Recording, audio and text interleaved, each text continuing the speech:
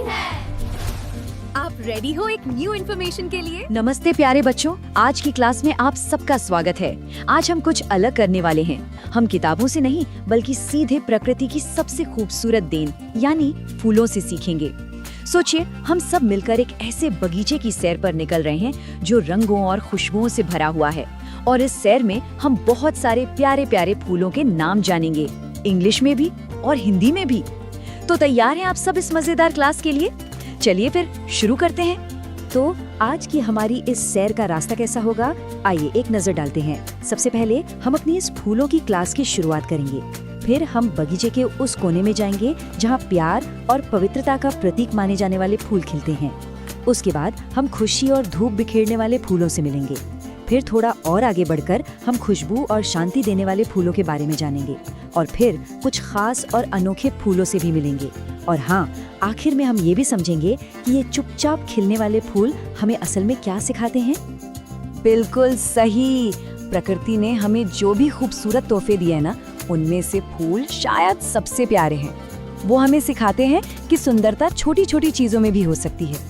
हर फूल का अपना एक अलग अंदाज होता है, अपना रंग, अपनी खुशबू। तो आज हम एक एक करके इन फूलों की दुनिया में खो जाएंगे और उनकी खासियतें जानेंगे।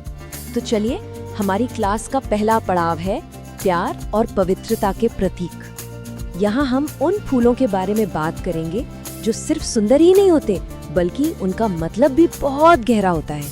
ये वो फूल है जिन्हें पूरी दुनिया में लोग अपनी सबसे अच्छी भावनाओं को जताने के लिए इस्तेमाल करते हैं। तो सबसे पहले ये देखिए, फूलों का राजा। इसे इंग्लिश में कहते हैं रोज। मेरे साथ बोलिए, रोज। और हिंदी में तो हम सब इसे जानते ही हैं, गुलाब। इसकी पंखुड़ियों की बनावट और इसकी प्यारी सी खुशबू इसे सबसे खास बनाती है।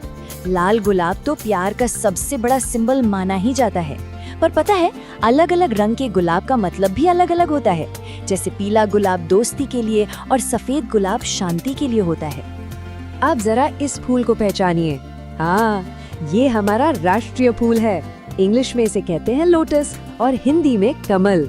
कमल के बारे में सबसे अनोखी बात यह है कि ये कीचड़ में उगता है, लेकिन फिर भी इसकी पत्तियां और पंखुड़ियां एकदम साफ और बेदाग रहती हैं। इसीलिए कमल को पवित्रता और ज्ञान का प्रतीक माना जाता है। ये हमें सिखाता है कि माहौल कैसा भी हो, हम अपनी अच्छाई बनाए रख सकते हैं। वाह, ये शानदार फूल है लिली। हिंदी में इसे लिली या फिर कुमुदिनी भी कहते हैं। लिली, कुमुदिनी। ज्यादातर ये खूबसूरत सफेद रंग का होता है जो शांति और पवित्रता को दिखाता है। और इसकी जो मीठी सी खुशबू होती है ना, वो दूर तक फैल जाती है। अपनी इसी खूबसूरती की वजह से इसे सजावट में बहुत इस्तेमाल किया जाता है। और ये देखिए, एक छोटा सा प्यारा सा फूल, इसका नाम है डेजी। हिंदी में भी हम इसे डेजी ही बुलाते हैं। Daisy, Daisy. ये देखने में कितना सिंपल है ना, बीच में पीला और चारों तरफ सफेद पंखुड़ियां। अपनी इसी सादगी और ताजगी की वजह से डेजी को नई शुरुआत और सच्ची मासूमियत का प्रतीक माना जाता है।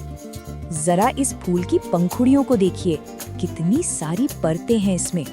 इसे कहते हैं कार्नेशन। इसका हिंदी नाम भी कार्नेशन ही है। ये फूल आपको गुलाबी, लाल, पीले, सफेद कई खूबसूरत रंगों में मिल जाएगा।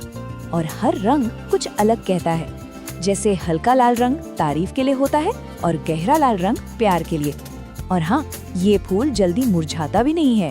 चलिए, अब अपनी क्लास के दूसरे हिस्से की तरफ चलते हैं।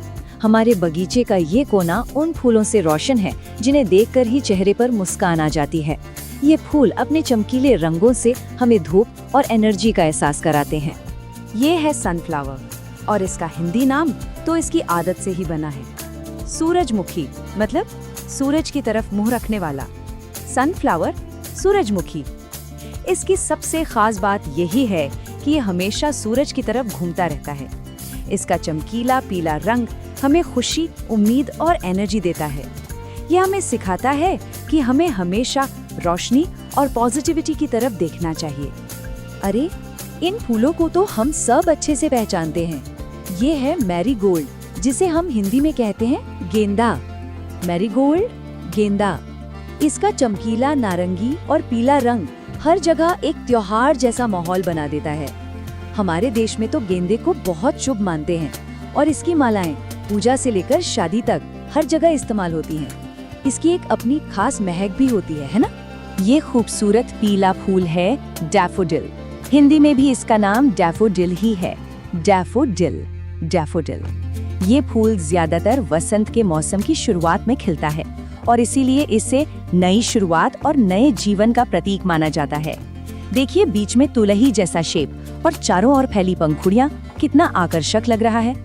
इस प्यारे से कप के आकार वाले फूल को देखिए, इसका नाम है ट्यूलिप। हिंदी में भी इसे ट्यूलिप ही कहते हैं। Tulip, tulip. ये दुनिया के सबसे पसंदीदा फूलों में से एक है और ये इतने सारे रंगों में आता है कि आप गिनते गिनते थक जाएंगे। लाल, पीला, गुलाबी, बैंगनी, सफेद, हर रंग का ट्यूलिप बहुत सुंदर दिखता है।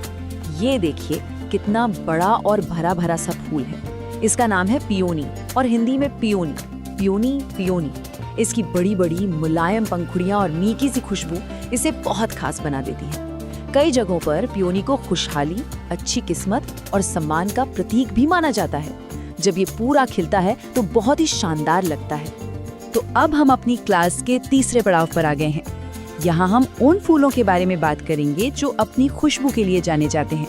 इनकी महक न सिर्फ हवा को महकाती है बल्कि हमारे मन को भी एकदम शांत और रिलैक्स कर देती है।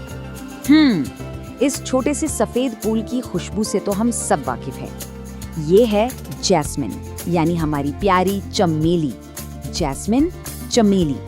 इसकी सबसे बड़ी खासियत है इसकी मीठी और तेज खुशबू, जो पता है रात के समय और भी बढ़ जाती है। शायद इसीलिए कुछ लोग इसे रात की रानी भी कहते हैं। इसकी खुशबू टेंशन को कम करने में मदद करती है। इन खूबसूरत बैंगनी फूलों को देखिए, ये है लैवेंडर।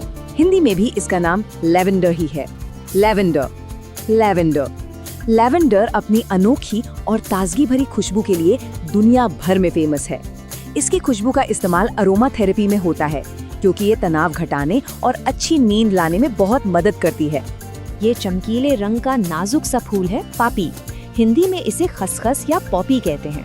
पापी, खसखस। इसकी पंखुड़ियां बहुत पतली, एकदम कागज जैसी लगती हैं। इस फूल को अक्सर शांति और किसी को याद करने का प्रतीक माना जाता है। कई देशों में इसे युद्ध में शहीद हुए सैनिकों की याद में इस्तेमाल किया जाता है। ये सफेद और पीले रंग का सुंदर फूल है प्लूमेरिया और इसका एक बहुत ही प्यारा हिंदी नाम है चंपा। प्लूमेरिया, चंपा। इसके फूलों से बहुत ही भीनी भीनी और मीठी खुशबू आती है। भारत में तो इसका धार्मिक महत्व भी है और इसे अक्सर मंदिरों में भगवान को चढ़ाया जाता है। इसकी पंखुड़ियां छूने में थोड़ी मोटी और मोम जैसी लगती हैं। लीजिए, अब हम अपनी क्लास के आखिरी हिस्से में आ गए हैं। यहाँ हम कुछ ऐसे फूलों से मिलेंगे जो अपनी बनावट में, अपने गुणों में या अपनी लंबी उम्र की वजह से बाकी फूलों से एकदम अलग और खास माने जाते हैं। चलिए देखते हैं ये कौन कौन से हैं। जरा इस फूल की बनावट देखिए, है ना कितनी अनोखी। ये है ऑर्किड और हिंदी में भी इसे ऑर्किड ही कहते हैं। Orchid, orchid. आपको जानकर हैरानी होगी कि दुनिया में ऑर्किड की हजारों किस्में हैं और हर एक का आकार और रंग लाजवाब होता है। अपनी ऐसी दुर्लभ और खूबसूरत बनावट के कारण इसे अक्सर लग्जरी और सुंदरता का प्रतीक माना जाता है। इस लाल फूल को तो आप सबने अपने आसपास जरूर देखा होगा। ये है हिबिस्कस। हिंदी में इसका नाम है गुड़हल। हिबिस्कस, गुड़हल। ये सुंदर फूल सिर्फ दिखने में ही अच्छा नहीं है, इसके फायदे भी बहुत हैं। इसे बालों के लिए बहुत अच्छा माना जाता है। इतना ही नहीं, इसके फूलों को सुखाकर हर्बल चाय भी बनती है जो सेहत के लिए काफी अच्छी होती है। और हमारी आज की क्लास का ये आखिरी फूल है क्रिसैंथेमम। इसका हिंदी नाम है गुलदाउदी। क्रिसैंथेमम, गुलदाउदी। इस फूल की सबसे बड़ी खासियत ये है कि ये खिलने के बाद बहुत दिनों तक ताज़ा बना रहता है। अपने इसी गुण की वजह से इसे लंबी उम्र, खुशी और अच्छी सेहत का प्रतीक मानते हैं। ये भी आपको कई रंगों और आकारों में मिल जाएगा। तो बच्चों, हमारी बगीचे की ये सैर अब पूरी हो गई। हमने कितने सारे अलग अलग फूल देखे, उनके नाम सीखे और उनकी खासियतें भी जानी। पर क्या कभी आपने सोचा है कि ये खामोश से दिखने वाले फूल भी हमें कितना कुछ सिखा सकते हैं?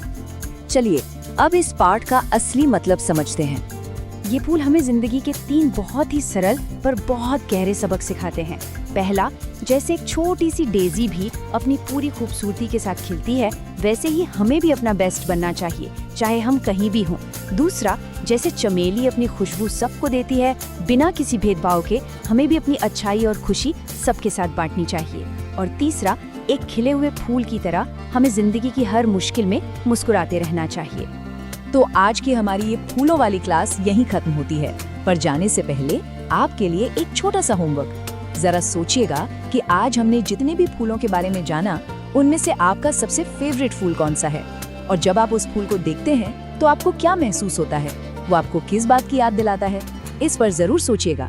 अगली क्लास तक इन फूलों की तरह ही खिलते और मुस्कुराते रहिए। धन्यवाद।